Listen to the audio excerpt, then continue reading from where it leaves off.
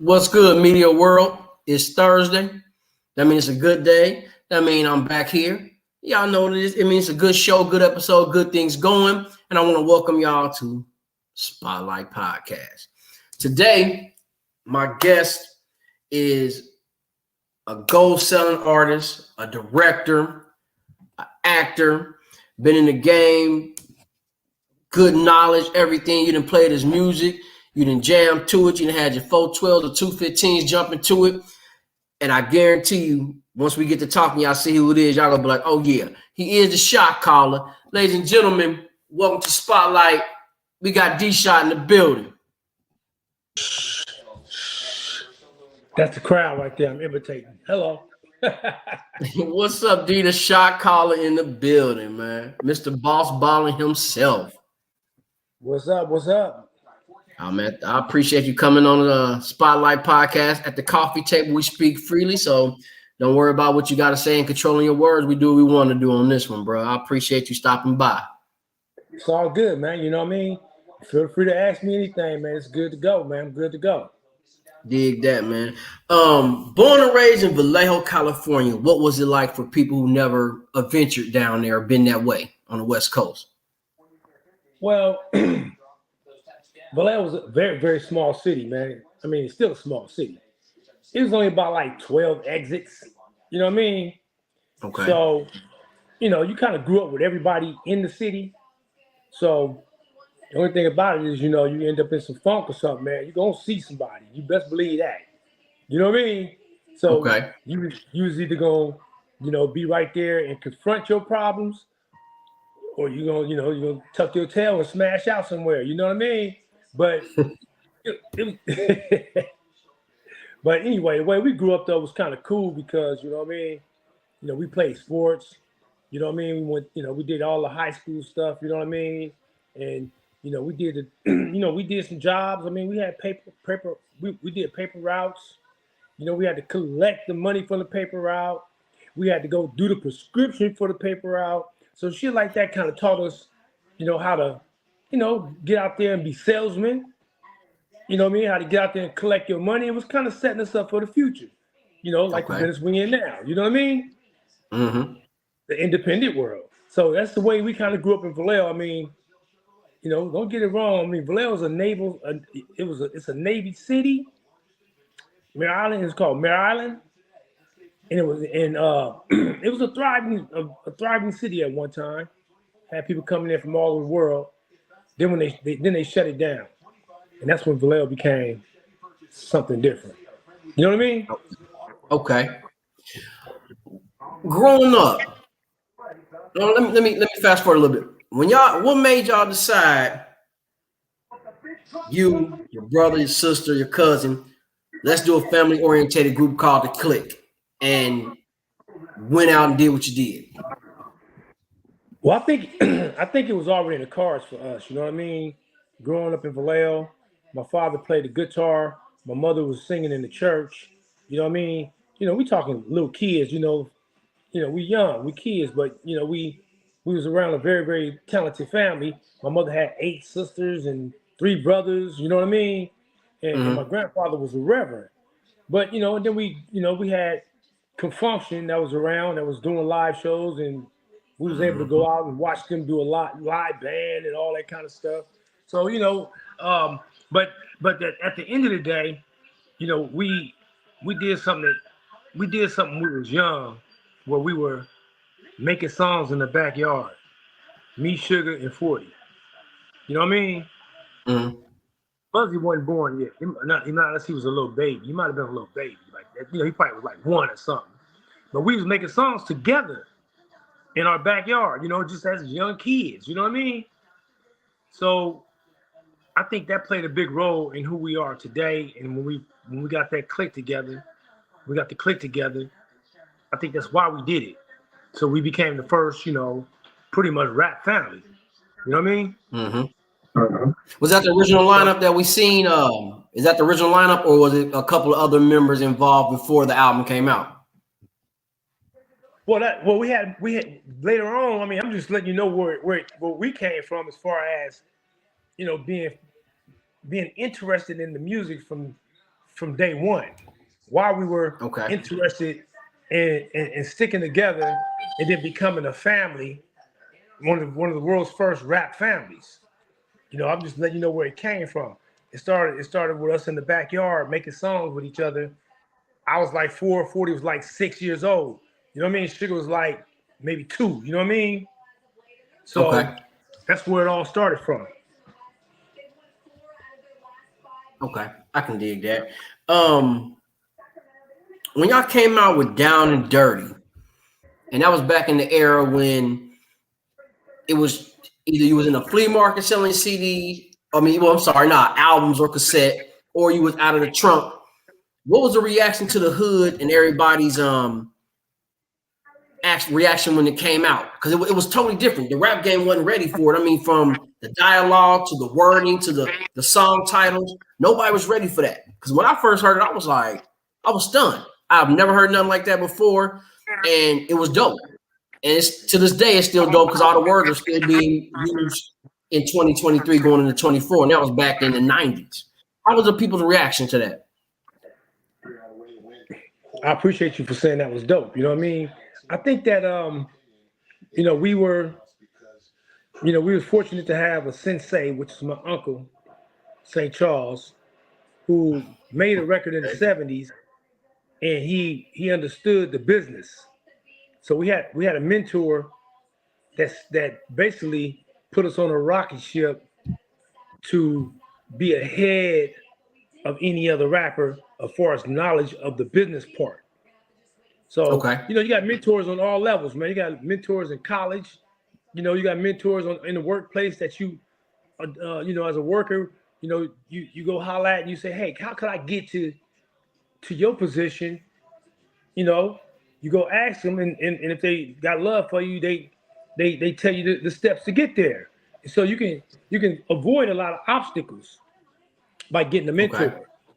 But the reaction but getting back to what I was saying, we acknowledge that free was free, but it wasn't free. So when you go to Costco and you get a Costco sample, and and it's good and it works out, you're like, okay, I'm gonna get me some of this. So that was us. We was on the streets giving out samples. We give you half a song. You know what I mean? And it'd be a whole album, but it'd be a half a song. So if you like that Costco sample or you like that album, you'll go to the store and purchase it. You get what I'm saying? So a snippet. A snippet. So free wasn't always free. We just needed to have enough promotional. We made sure that if we gave it to you, that means you must have been slapping down the street in your car. You must have pulled up to a liquor store slapping. I'm over there. I see you slapping. I'm coming up to you like I'm about to beg for some money. Here, man, take the CD, man. Put in your thing, man, and smash out. Let me, hopefully we see you soon. You know what I mean? Mm-hmm. So it was promotion when you gave that thing out for free, but we made sure we put it in the right hands of people that had them cars. And back then, everybody had beat in their cars. This is before the noise ordinance came about in California. You know what I mean? I'm talking about when we had beat in our trunks, we shook houses. You know what I mean? Mm-hmm. We got 4, 5, 6 15s in the back of the trunk, blowing out the trunk, shaking houses when we used to come through. So it was good promotion. That's how it's supposed to be. It was good promotion for us. You know what I mean? So it wasn't easy, handing out posters. It wasn't easy, giving out. I mean, it was easy giving out T-shirts, but it still wasn't easy. These young cats today, man, they got that internet, man. At the fingertip of their fingers, man. It's on. You can reach damn near whoever owned that motherfucker. You can reach it. You know what I mean? So you know we had to work Facts. hard. You know we had to work harder than the average back then to get on as an independent company or an independent rap group. Man, we had to be on steroids to get to break the barrier. You know what I mean? Throughout the country. You can't give up. It ain't enough posters. It ain't enough CDs. You go broke giving out snippets across the whole world. You know what I mean? You across the Right. whole country, man. I'm telling you. So we made sure that I used to like to give it out to people that came home from college, and we'll give out that snippet to one of them cats that went to college, and then they go back to they go back to where they at, and their college was like a distribution center. So when you played our shit when you go to college, that means you hit people from different states that came from different parts of the world. You know what I mean? So it was like a distribution center. And I remember one time I was sitting at the California Youth Authority, man, and I had to do a little time, bro. A little young knucklehead, rocking them streets. I snuck a tape in. 40 had finished the song. It was called Mr. Flamboyant. That shit was knocking. Yeah. So, now the California Youth Authority had everybody from all over the United States. Well, pretty much California. I think it's California. And I used to give out that I used to rent that tape out to people around YA. For they give me chip, cheese, and noodles and all kind of shit. We call, you know what I mean? To get it. My locker was loaded up, even though I didn't need it. But to rent it was my rental fee. You know what I mean? Right. So, but what it did was it reached all the boss ballers from every hood, all the knuckleheads from every hood. So when they got out, they already knew about us and they already up their friends on us. So it made it easier for us when we started doing concerts before we were known. So we'd go to places like Visalia, you know what I mean? Modesto. We'd go to the concerts there, Rapid. When we go there, it's already a shot caller that was in YA that I knew that was already there, that already, made it safe for us. So it was a lot of good things that was, that was in our corner. Nowadays, nowadays it ain't really safe to just go anywhere and do anything, and it's crazy now. But anyway, that was part of our promotional journey as far as getting our stuff out. You know what I mean? To make a long story short. And the album cover, I can't forget it. Had them gold Dayton wire wheels. That's the home team. And y'all sitting there with the 40s in hand. I'm like, man, it's totally different, bro. This shit crazy. This shit crazy. Yep. I mean, that was we was young, getting down like that, man. You know what I mean? We was young getting down like that. But we was doing it, Go ahead, bro. We wasn't. We was on player mode. We wasn't on no gangster mode, man. We only was on gangster mode when we on a self-defense situation. Okay. Anything other than that, what's up, player? How you doing, man? You good? I'm good. You know what I mean? Want to take a swig of this 40? That's the mode we was on. You dig what I'm saying? That's what it was. I'm gonna keep that short right there. I'm not gonna lie to you, and because of y'all, I start fucking with Carlos Rossi. I'm not even gonna lie. And bro, I got some stories off. Huh? Now you could be on E40 red blend, and man, look, the cotton candy, all that, bro. My partner, we went to go get some liquor, right? We hit the drive-thru. He like, man, let's go ahead and get that Rhine. I got so many stories off that Rhine and that goddamn sangria. Fucking with y'all, bro. We was fooling with that Rhine. It was like a cheap liquor, but you get a whole bottle of that shit, a big bottle for $3.99. You got a half a big bottle. You know what I mean? And it was just convenient, to fool with wine because you wasn't out your element, man. You like if you was on some Hennessy or something, You know, and you get to hitting that down and that, man, you turn into a whole other person.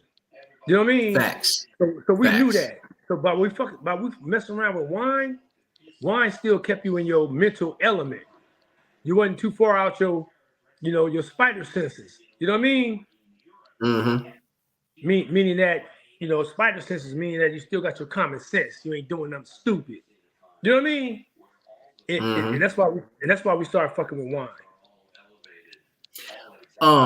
One thing I do respect and like about y'all crew and clique is everybody's album has everybody on it. Y'all make sure everybody somehow, some way had a piece of that project compared to, oh, he's just a star. He want to work with other stars. Y'all make sure everybody was involved. And I always respect it and like that because a lot of people get to a certain level and don't have everybody on there, don't put their people on there. Well, the studio was our safe haven. When we wasn't running the streets at the time, we was in the studio, and everybody that was our hood. The studio became our hood. Me and 40, we owned a clothing store on Solano Avenue in Vallejo, California, and this dude had a record store down the street from a couple of cubicles down. You know what I mean? So he Mm-hmm.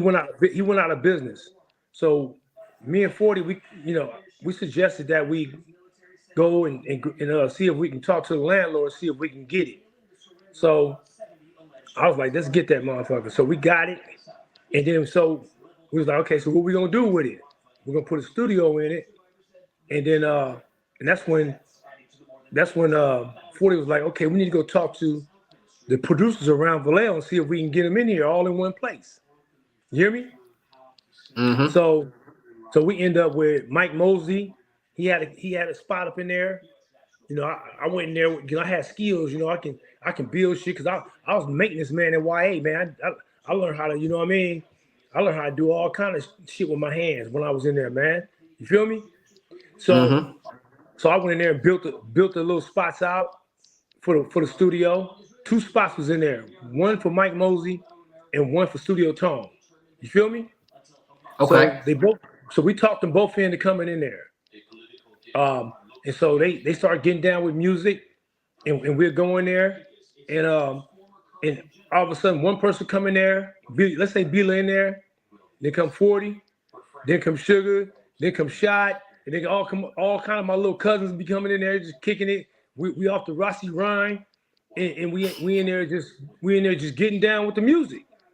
But I also call that, and as we getting down with the music, it was magical because ideas start roaming around the room. You know Okay. what I mean? Let's say Lavidi Mm-hmm. being there, he'll start gelling with the song and start, singing or whatever, right? And and all you had to do, it was so much talent in one room. All you had to do is pick it out. Vidi, go put that on the song right here. Put that in there. Go put that in the song. You feel me? So what it Yeah. was I call it, a mastermind alliance. A mastermind alliance when you get a group of people with different brains all on the same accord. You feel me? So it's Mm-hmm. plenty of. So if I was putting it in the terms of, one of them video games the kids be messing with, there's always something that, if it's Donkey Kong, they jumping in and getting more power. There's something hanging over the thing that you can jump up and grab, and you got more power. So the studio was kind of like that. It was like, we could pick and choose who want to be on there. Who's gonna go on there. Sell be over there. He'd start getting on his paper, he start writing his shit. That's man, we had a song with Number Family on it. You know what I mean? Mm-hmm. And, and we wasn't playing with the game, man. This shit was knocking. Well, listen. Question, true story. Tupac came to the studio, y'all was sitting on the floor writing lyrics, and he jumped on the floor and got involved, just got to writing his lyrics too. Yes. He came hung out with us a few times. We chop it up, he tell us some of his stories about certain things, and what I mean, and we jailed with him and became very, very close with him. You know what I mean? You know, he was a knucklehead like us too. He come to the studio. I say, man, Pop, don't worry about nothing, nigga. I got my thing right here. This nigga just, oh, shot, you didn't know?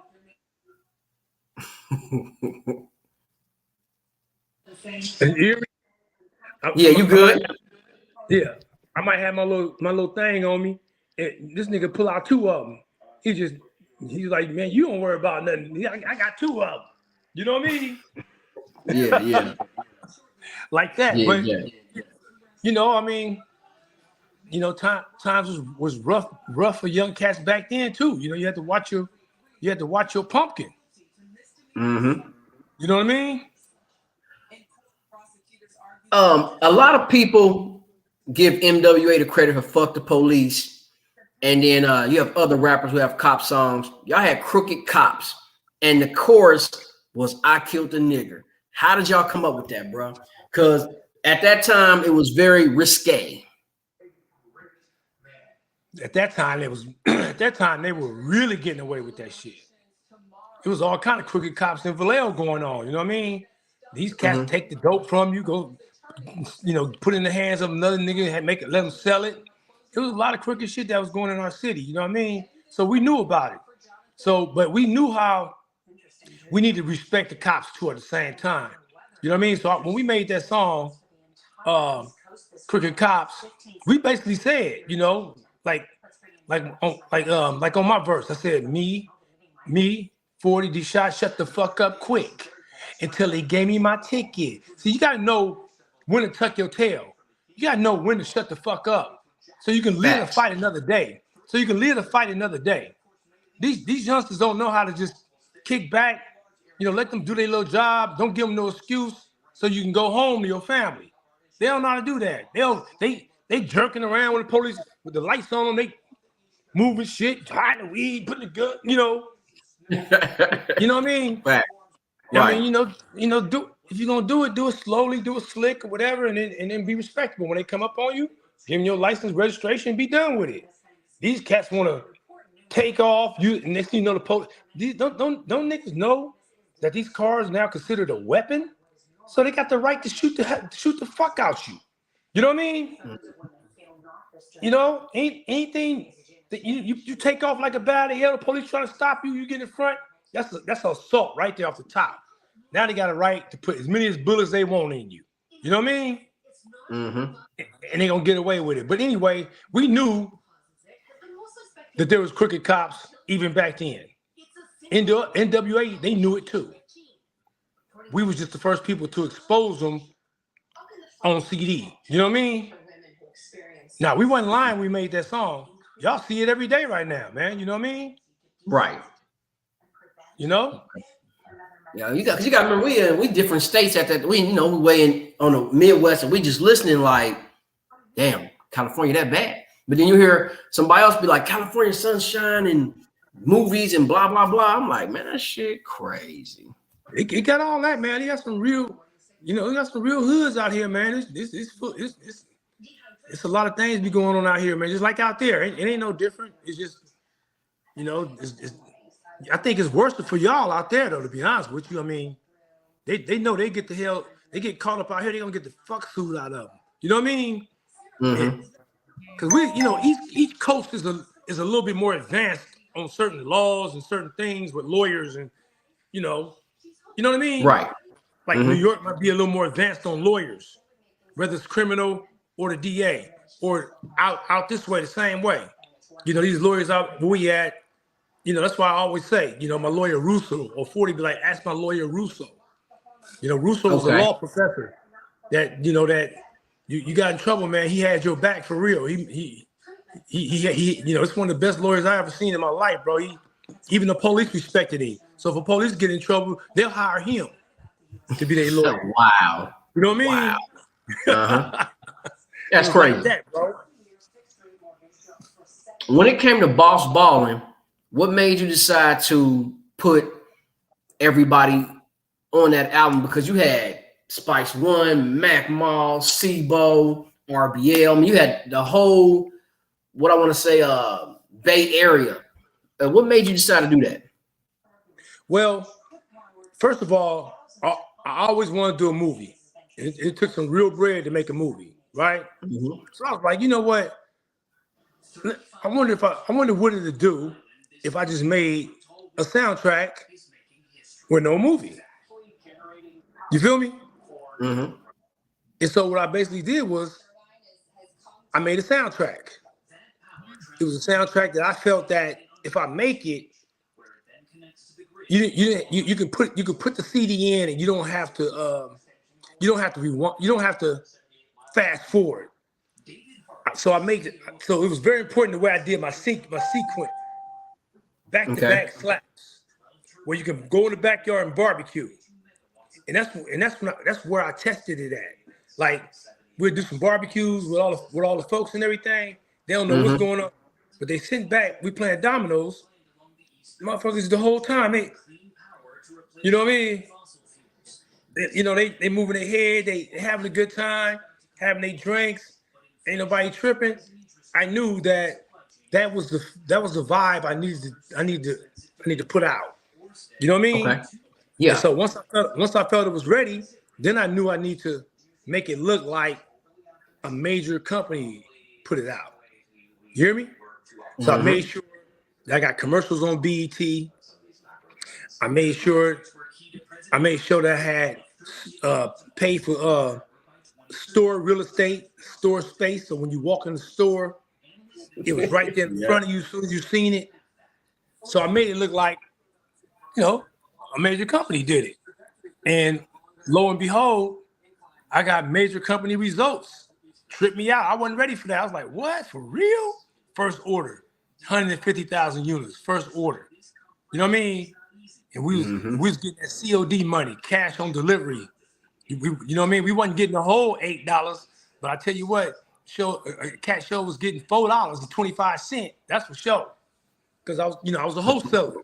I learned how to Right. we'll give it to you for this price, but you got to cash this out, and that way you can make the other $4.50. You know what I mean? Right. And so what that did was that put operating capital in my pocket where I can go do the next project. You know what I mean? Mm-hmm. So I would use it. I would continue to use it for advertisement, videos, or the next project. You know what I mean? Okay. And so that's how you don't have to go out and get financing from a major and then be one of their boys. Like you be up under them instead of you getting 100% of what you getting. You only getting 13.5%, or 15% royalties from a company that's shafting you. But you shaft yourself because you didn't do it independently. You didn't bring up your value to get that kind of money. You know what I mean? Mm-hmm. Definitely. Hey man, the way you explain that about the movie, that would explain how the album is. Because I know, like I still play it to this day. And when I first heard it, I always wondered like, why the slow song come right here? Like it's like it don't go, but it go. But the way you explained it, it's like a movie. You're eventually gonna have that love scene or that not to be real, but montage, if that makes sense. It was designed to take you on a emotional roller coaster. So it had you up, and then it'll roll you down the roller coaster, and you go down Mm-hmm. for a minute, and you'll hear something that make you think, and kind of kick it, like that song, Do Now, Baby," or "Weak Moves" from Drew Down, that makes you feel good. You know what I mean? What? What? It made you feel good. So, it was fun making it. It was a surprise that it hit the way it hit, though. It Man, there was some surprised me. cuts on there, bro. Some classic cuts. Appreciate that, and that's why I tell cats, man, don't be scared to do it, man. Don't be scared to believe in your own self. Don't be scared to put your own money in it if you got to. Even I don't care if you're working. Whatever it takes to do what you got to do, you can do it. Especially right now, man. I mean, the cats are selling beats for $50. If you can't put a record together today, then something wrong. Facts, 100%. Very If you can't true. believe in yourself to put $50 into a beat, that's something wrong. Back then, we had to buy beats for shit. Man, beats was like from 2,500 up to 15,000. You know what I mean? And that wasn't even including studio time to go in there and do your lyrics.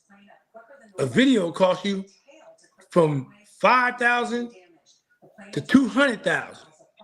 Videos now, you get you one of these cats that know what they doing a little bit, give them 200, 300, 500. You got you a video mixed, edited and everything. Then you got the luxury of going home and do your own Photoshop or get one of these little young professionals.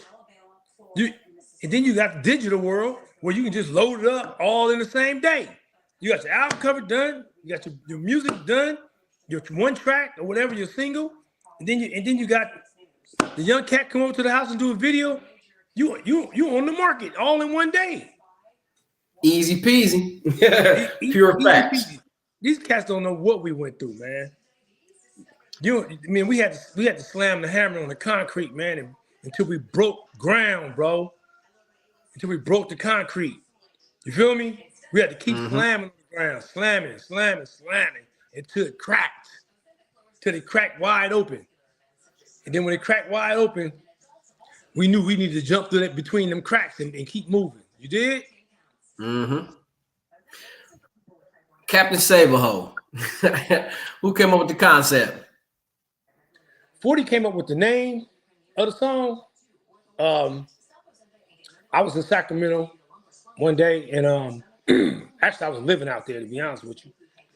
40 called me and said, "Hey, come on down, man. Come to the studio. We're doing this song called Captain Saberho." So on the way down, I'm listening to the double Dutch bus. Double Dutch bus. Is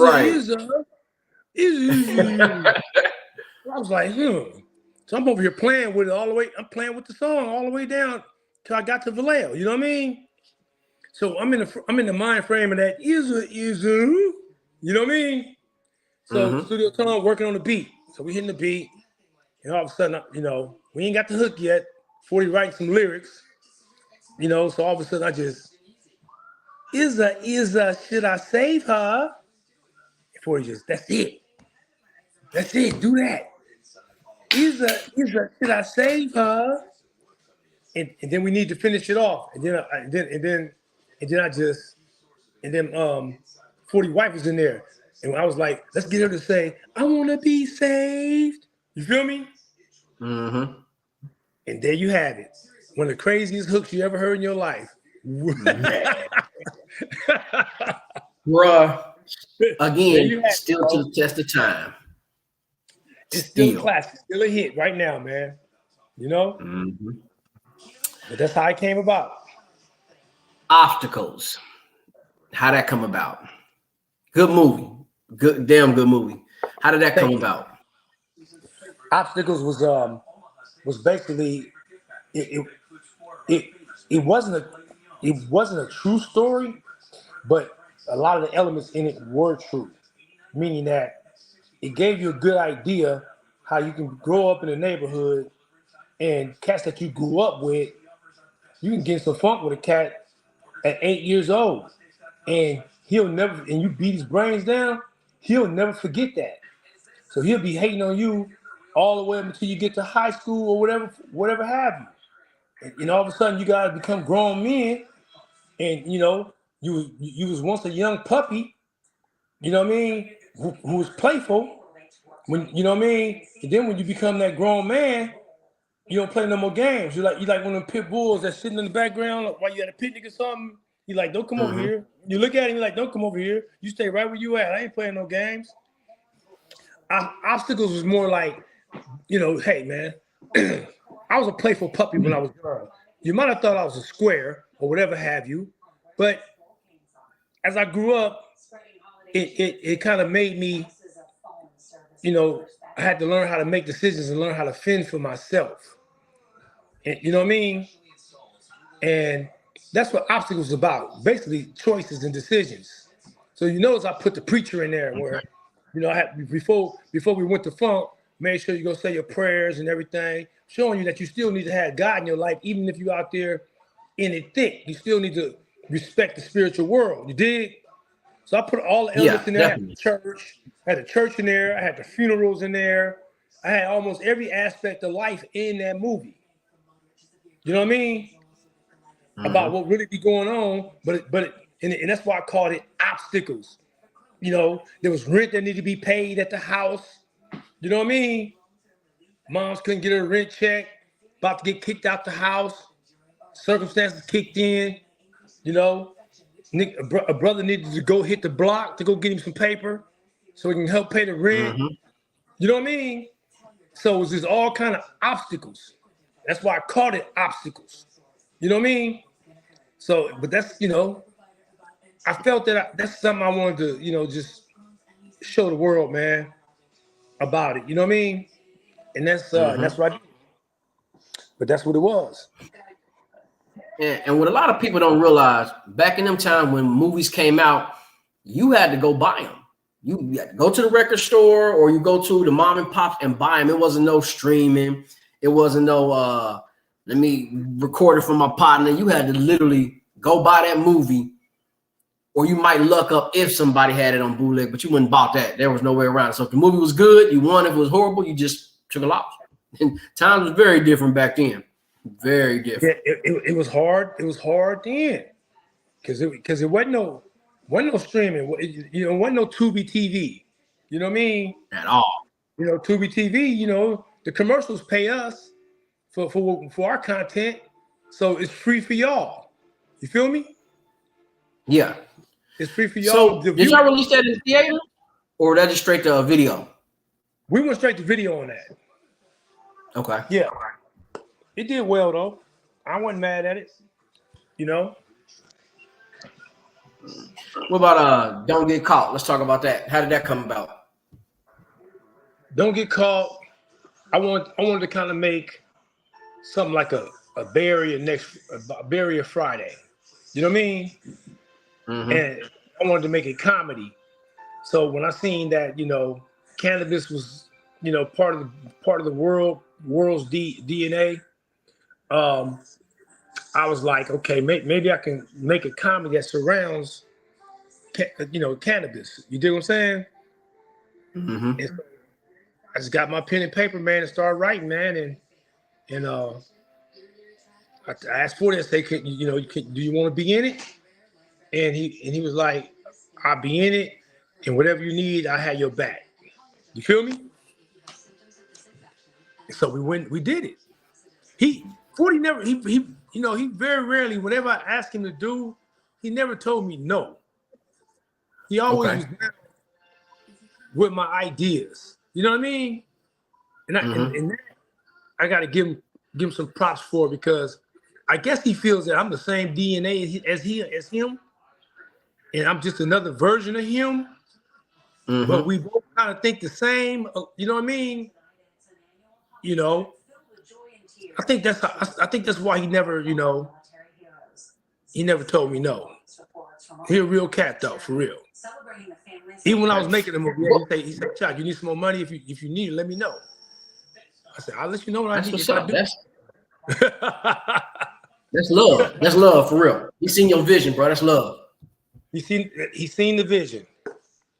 Yep, and that's why the man is very smart, man. That's why he's blessed, because he understands that being able to also, when you see, if you notice, man, if you think about this right here, most millionaires already got it in their wheel. What worthy cause they're gonna give to planet Earth? Okay, I'm gonna give this to this college, Harvard, whatever. They already got it in their wheel. So why wouldn't God, the spiritual world, continue to bless that man if it's already in his will to give back to the planet on good, worthy causes? So you got to be part of the planet in order to win. You got to be part of the trees that's been assigned by God, and they give us oxygen. You got to understand, rocks and gravel give us tar roads so we can drive our cars on a decent road. Planet Earth has been assigned to give to who? The human beings. So we got to be part of the giving process. You get a little money, give 5%, 2% to worthy cause. if it's a homeless man sitting there and he really toe back, you got $100. Go get that man $5, man. You know what I mean? You still there? Hello?